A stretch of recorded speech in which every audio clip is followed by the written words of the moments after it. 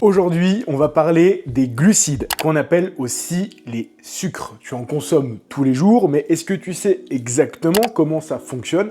De quoi est-ce qu'ils sont composés? Pourquoi est-ce que lorsque tu consommes un jus d'orange, tu vas avoir plus de fatigue après coup que lorsque tu consommes une orange en tant que telle? Est-ce que tu sais pour quelle raison, lorsque tu manges des pâtes qui ont été cuites, non al dente, tu vas avoir plus d'impact aussi sur ta fatigue et tu vas absorber plus les sucres pour les transformer en gras que si tu avais cuit seulement légèrement, dans ce qu'on appelle justement une cuisson al dente, tes pâtes? Eh bien, on va répondre à toutes ces questions ici, aujourd'hui et maintenant. C'est parti. On va donc commencer par les bases. Qu'est-ce qu'un glucide? Un glucide, en fait, c'est une chaîne plus ou moins complexe avec des sucres. Les sucres, c'est ce qu'on appelle directement du glucose. Il y a d'autres formes de sucre, mais je ne veux pas trop complexifier au niveau moléculaire. Donc le sucre simple, par exemple le sucre raffiné qu'on peut retrouver dans le sucre de table, eh bien c'est simplement du glucose. Si on prend par exemple de la farine, si on prend par exemple du blé, si on prend par exemple du riz ou encore des pâtes, eh bien ce sont des chaînes un petit peu plus complexes puisqu'il va y avoir de l'amidon, il va y avoir des fibres et il va y avoir en plus du glucose. Et lorsqu'on va le consommer, c'est notre corps qui va directement dissocier tout ça pour amener le sucre d'un côté avec le glucose, d'un autre côté l'amidon, et encore d'un autre côté les fibres qui ont un rôle complètement différent. Mais ça, j'y reviendrai plus tard. Ce qui est aussi important à comprendre, c'est qu'on parle souvent de glucides. Les glucides, c'est une grande famille. Dans les glucides, il y a ce qu'on appelle communément les sucres, qui est en gros du glucose, qui est la molécule la plus simple. Et dans tout ça, on a ce qu'on appelle des féculents. Les féculents, c'est tout simplement ce qui va être représenté par des molécules un petit peu plus complexes. On va retrouver le sucre, donc le glucose, mélangé à d'autres molécules, comme je vous l'ai expliqué précédemment. Ce qu'il faut comprendre, c'est que pour 1 gramme de sucre, 1 gramme de glucose, le corps ne va pas absorber de la même façon si c'est un simple gramme de glucose par le biais de sucre simple, de sucre de table, ou alors 1 gramme de sucre amené par le fructose, qui est une molécule qui est du sucre mais contenu directement dans le fruit, qui va être absorbé notamment avec des fibres. Ce qu'il faut savoir, c'est que les fibres, ça permet de ralentir la digestion, ce qui fait que du coup les sucres vont être absorbés moins rapidement par le corps, ce qui va amener à stocker moins de gras, à stocker moins d'énergie pour les temps de famine.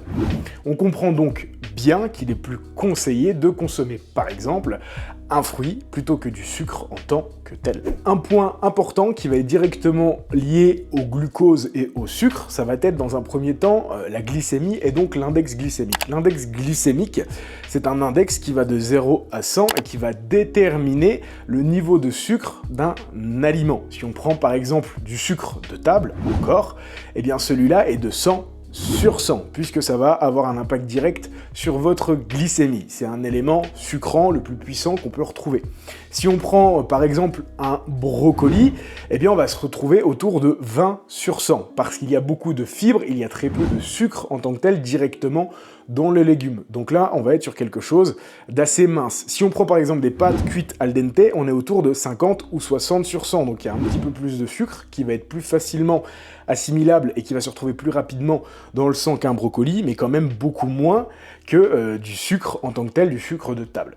Ce qui est important à prendre en compte, en plus que l'index glycémique, pour aller un petit peu plus loin, c'est ce qu'on appelle la charge glycémique. La charge glycémique, plus que d'un aliment, va être liée à un repas en tant que tel. C'est lorsqu'on met bout à bout tous les différents index glycémiques, on arrive à une charge, la charge glycémique d'un repas, pour voir à la fin de ce repas quel impact celui-ci aura eu sur votre glycémie. Est-ce que du coup vous allez avoir un pic de glycémie, donc beaucoup de sucre au niveau de votre sang, ce qui va vous amener à un pic d'énergie, mais qui va durer peu de temps, qui ne va pas être bénéfique, puisqu'il va vous amener à vivre ce qu'on appelle des montagnes russes. Il va y avoir un pic de glycémie, beaucoup d'énergie, on va se sentir bien, puis une fois que le pic de glycémie sera en haut, celui-ci va redescendre. Et lorsqu'il redescend, c'est à ce moment-là qu'on se retrouve en down, en baisse d'énergie, et puisque notre corps n'aime pas les variations, lui, il cherche à avoir une glycémie stable. Lorsqu'on est en haut, il prend le sucre, il le stocke, et lorsqu'on est en bas, il va chercher à ce qu'on remonte directement notre niveau de glycémie au niveau de notre sang. Donc, il va nous faire sécréter de la gréline, qui est l'hormone de la faim. Donc, à ce moment-là, on va avoir faim, on va avoir envie de manger des sucres pour revenir à un niveau basal. Et là, c'est le piège, puisque c'est monter, descente, monter, descente, monter, descente.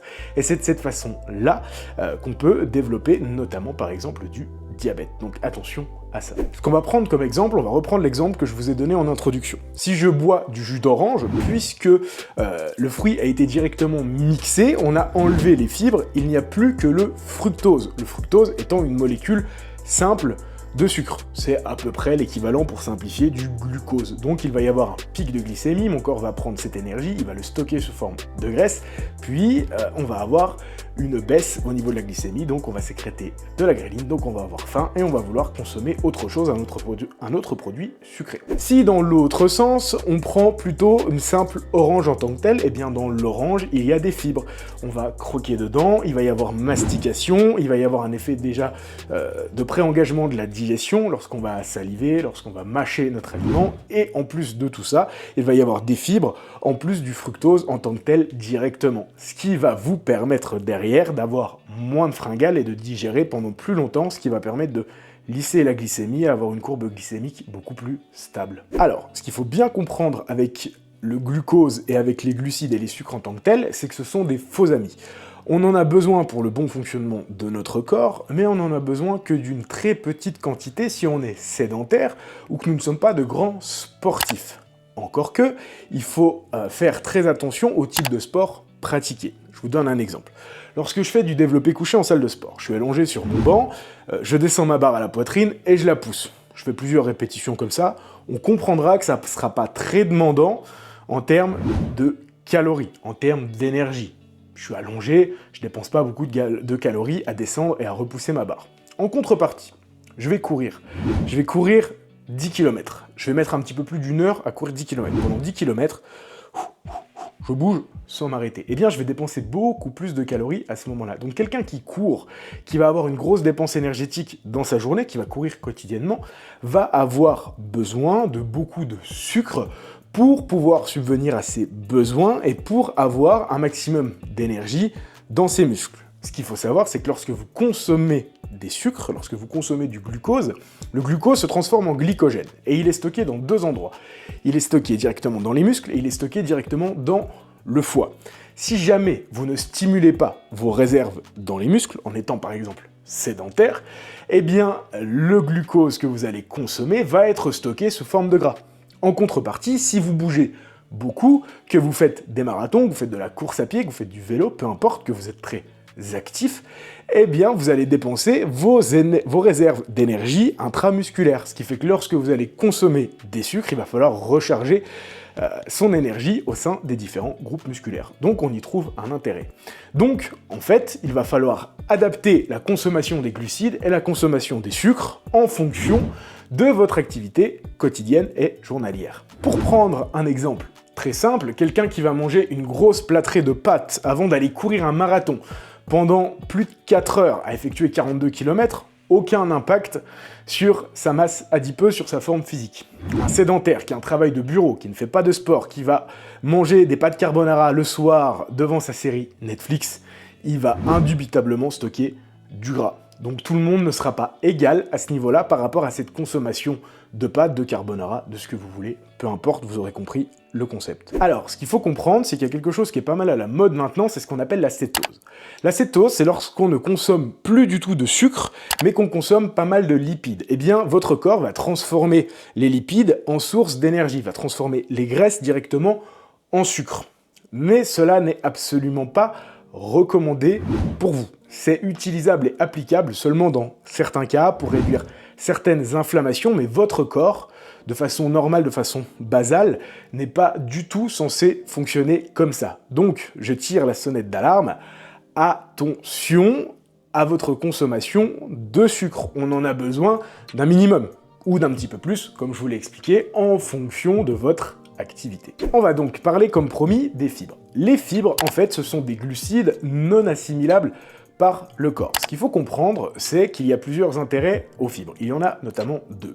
Le premier, c'est que ça va vous permettre en fait de ralentir l'absorption des sucres par votre corps, ce qui va permettre d'éviter les pics au niveau de la glycémie et d'avoir une glycémie beaucoup plus lisse et beaucoup plus stable. Et le deuxième intérêt, c'est au niveau du fonctionnement de votre microbiote intestinal. Le microbiote intestinal, c'est la vie que vous avez dans votre intestin. Il y a plein de petits microbes, des microbes bénéfiques au fonctionnement de votre corps. Et bien, ça va permettre de le respecter et de le maintenir en ordre. Donc, pour cette raison, il est important, bénéfique et obligatoire de consommer des légumes quotidiennement, si possible, à chaque repas. À nouveau, prenons un exemple pour étayer tout ça.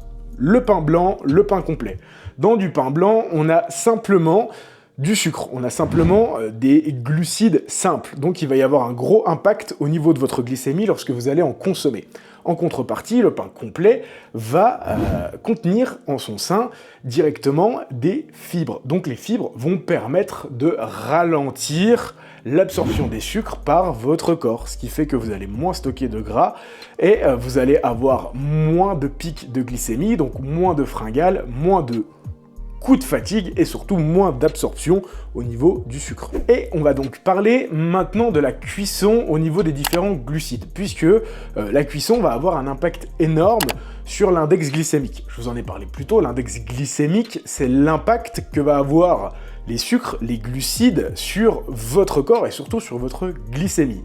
On se rappelle, plus cet index va être proche de 100, plus il va faire monter votre glycémie. On va prendre l'exemple des pâtes. Si vous cuisez des pâtes al dente, donc très juste au niveau de la cuisson, justement cuite, pas trop cuite, pas trop molle, pas trop blanche, eh bien l'index glycémique va être autour de 40, 50, proche de 60. Par contre, si vos pâtes sont trop cuites ou bien cuites, là elles vont être plus proches de 80 sur 100. Donc là, on voit qu'il y a un beaucoup plus gros impact sur la glycémie, 50, 60, ça va, 80, ça commence à faire beaucoup. Donc vous allez stocker beaucoup plus facilement les sucres en graisse, encore plus si vous êtes sédentaire, lorsque vous mangez des pâtes bien cuites plutôt que des pâtes al dente.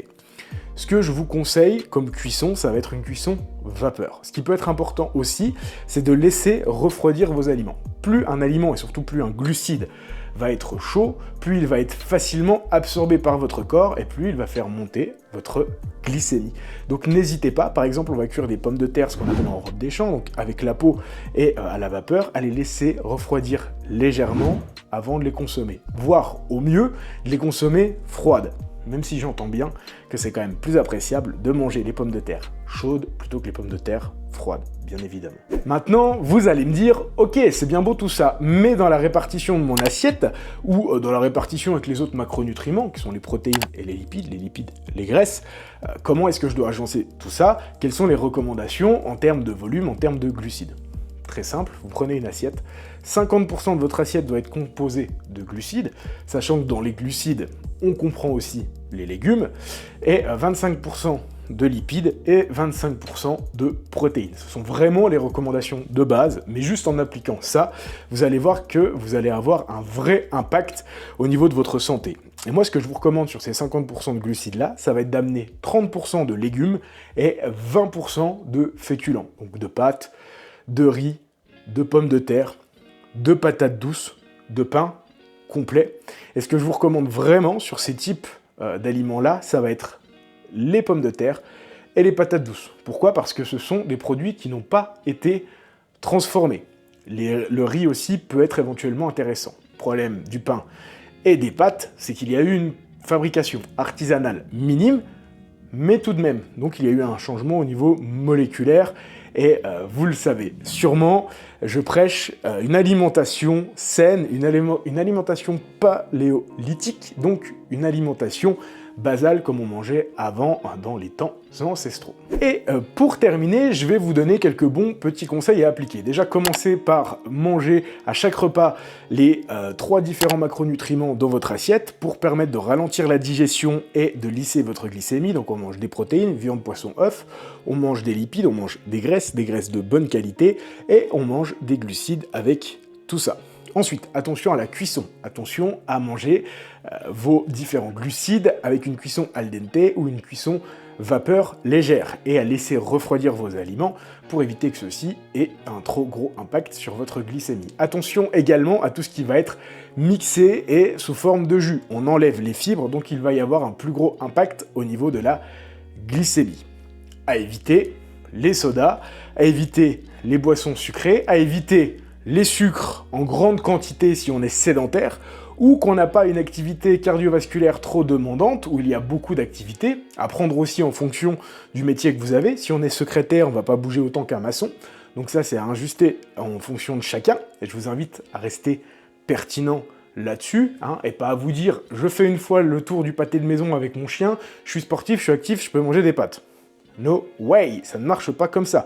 Si vous courez 5 à 10 km 3 à 4 fois dans la semaine, vous êtes sportif, vous êtes actif. Si vous allez simplement marcher chaque jour et que vous faites vos 10 000 pas, vous n'êtes pas actif, vous n'êtes pas sportif, qu'on soit bien d'accord. Donc, pour conclure, les glucides sont des vrais amis, la clé c'est d'apprendre à les maîtriser, c'est vraiment l'élément qui peut tout changer. Plus que les protéines et plus que les lipides, les sucres, c'est eux qui vont avoir un impact direct sur votre énergie au quotidien et sur votre forme physique, sur votre prise ou votre perte de masse adipeuse. Donc pour moi, c'est vraiment la base pour maîtriser sa forme physique et pour maîtriser l'aspect, le rendu, la composition corporelle que l'on a tout un chacun. Ce sera tout pour moi.